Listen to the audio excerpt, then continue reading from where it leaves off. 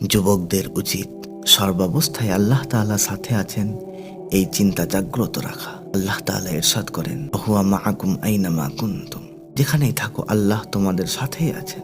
আরো এক জায়গায় ইরশাদ করলেন, আমি তার প্রাণ শিরার চেয়ে অধিক নিকটে রয়েছি। আমরা যা কিছু করি আল্লাহ তাআলা সবকিছু দেখেন। এ কথাই বলি, আল্লাহ তাআলা সব কথা শোনেন। আল্লাহ তাআলা ইরশাদ করেন, আসমাউ ওয়া আরা, আমি শুনি এবং দেখি। আমাদের পরিচিত কেউ যদি নির্জনে আমাদেরকে কোনো অপকর্ম করতে দেখে ফেলে, তাহলে আমরা কতটা লজ্জিত হই। কোনো মেয়ের ভাই অথবা বাবা দেখে ফেললে আমরা ওই মেয়ের দিকে চোখ তুলে দেখতেও ইতস্তত বোধ করি। অথচ মহান আল্লাহ তাআলা আমাদের প্রতিটি কাজ করতে দেখছেন, তারপরও আমাদের মাঝে এর সামান্যতম অনুভূতিটুকু জাগ্রত হয় না।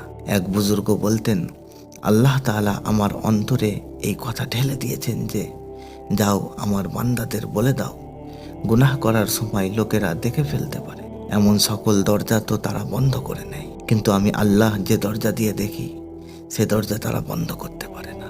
আমাদের দেখার ক্ষেত্রে তোমরা কি আমাকে সবচেয়ে নিম্ন স্তরের মনে করো? আল্লাহু আকবার। আল্লাহ তাআলা বললেন, লাম ইয়ালাম বিআন্নাল্লাহা ইয়ারা, সে কি জানে না আল্লাহ তাআলা তাকে দেখছেন। অন্য আয়াতে ইরশাদ হয়েছে, তিনি চোখের খেয়ানত ও অন্তরের গোপন বিষয়সমূহ ভালোভাবে জানেন।